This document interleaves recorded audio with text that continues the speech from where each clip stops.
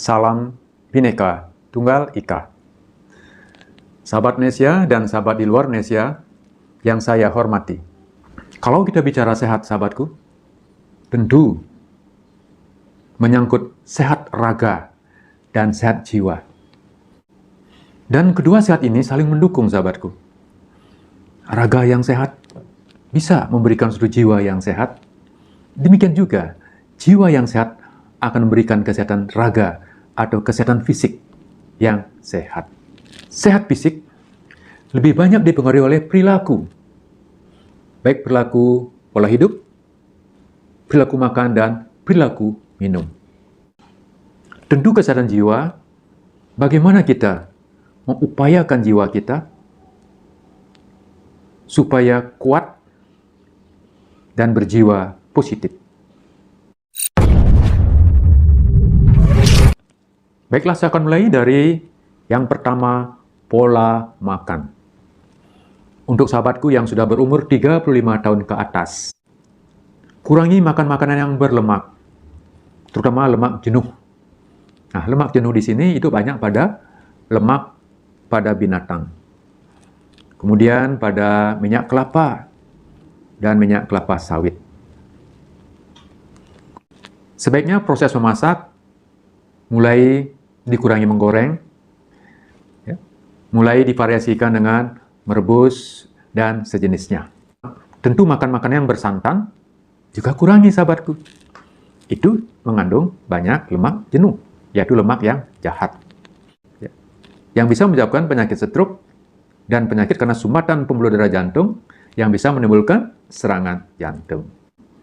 Tentu kita membiasakan makan sayur dan buah sejak di usia anak-anak dan seterusnya sampai usia dewasa dan tua. Selalu suka dengan sayur dan buah. Kemudian kurangi makan yang manis-manis. Ya. Karena makanan yang manis-manis yang berlebihan tentu akan memicu terjadinya penyakit di dalam tubuh kita, terutama penyakit kencing manis. Secukupnya saja untuk kalori dalam tubuh kita. Nah, kemudian makan secukupnya, sahabatku. Ya, jangan setiap makan tuh kenyang. Ya, jangan. Ya, tidak bagus menurut saya juga. Orang sering berpesta pora. Ya. Sering makan yang banyak, apalagi tambah minum yang banyak, ya, minum-minuman beralkohol yang banyak.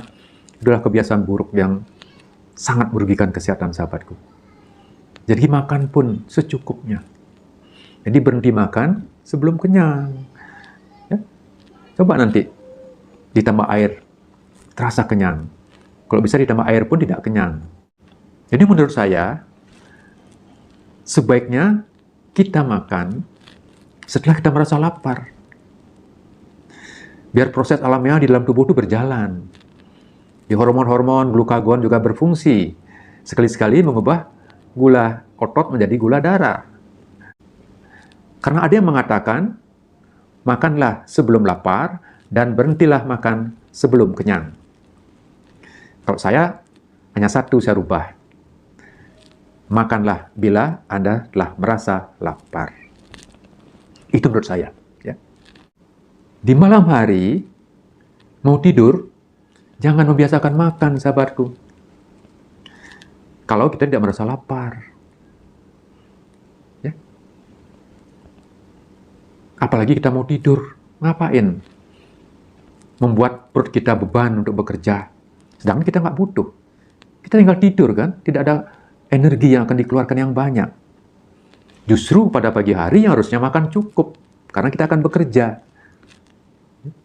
Apalagi bekerja berat, misalnya seperti buruh bangunan, itu kan berat kerjanya. Ya, harusnya makan paginya yang cukup. Kalau makan malam, nggak usah banyak-banyak. Ya. Ya, nggak usah banyak-banyak, secukupnya saja. Karena akan beristirahat. Apalagi menjelang tidur, jangan nambah makan lagi. Banyak yang mau tidur ya, ngamik-ngamik lagi. Itu kebiasaan buruk, sahabatku. Di mana Anda tidak perlukan energi, Anda makan, padahal Anda tidak lapar. Anda tidak butuhkan energi. Ya, karena Anda akan tidur. Itulah tentang pola makan yang penting. Harus kita perhatikan untuk hidup sehat. Yang kedua, pola minum. Untuk pola minum, sahabatku, membiasakanlah minum air putih yang cukup. Untuk orang dewasa, 2 liter per hari atau 8 gelas per hari. Itu untuk yang berat badannya kurang lebih 50 kg. Kalau berat badannya di atas itu, apalagi 80 ke atas, boleh lebih daripada 2 liter. Jadi supaya tubuh itu bersih, sahabatku. Racun-racun tubuh, sisa-sisa metabolisme tubuh, biar cepat dibuang lewat kencing. Apalagi kita bergerak. Ya, apalagi kita bergerak. Akan lebih cepat terjadi pembersihan tubuh, bergerak, plus minum yang cukup. Minum air hangat kuku. Itu bagus. Ya, mungkin untuk seterusnya, sahabat tidak akan bisa minum air hangat kuku terus-menerus ya. Mungkin selama di rumah ya silakan air hangat kuku yang bagus untuk diminum. Nah, tentu yang diminum air putih yang sehat, sahabatku.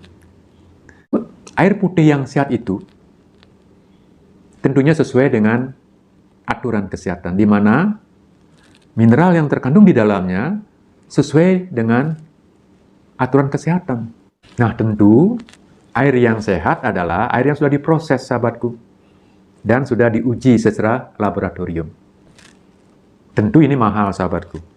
Ya.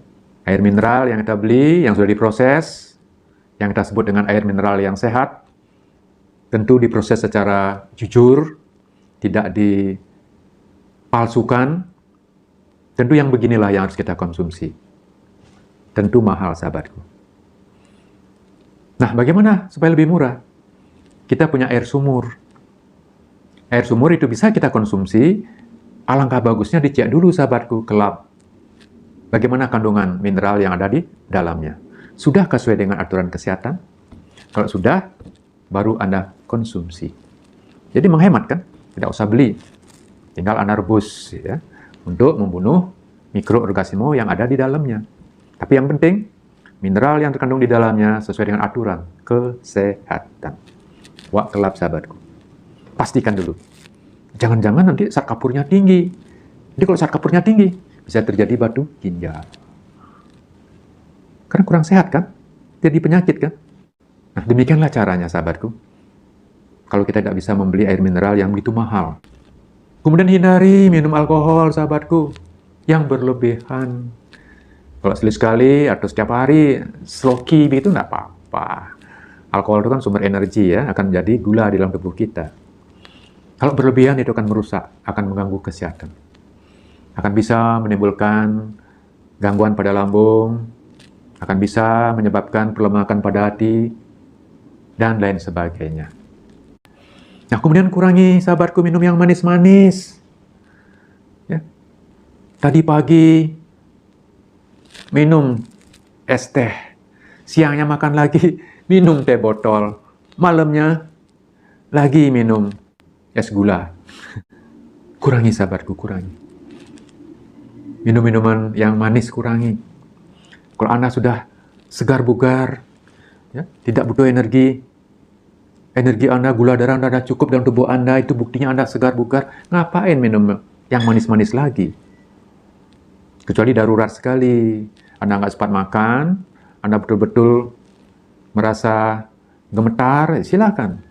Dengan cepat Anda naikkan kadar gula darah Anda dengan minuman manis. Itu insidental, sahabatku. Jangan membiasakan diri selalu minum minuman yang manis. Apalagi habis makan manis, habis makan minum manis, habis makan minum manis. Ya, lebih bagus air putih, sahabatku.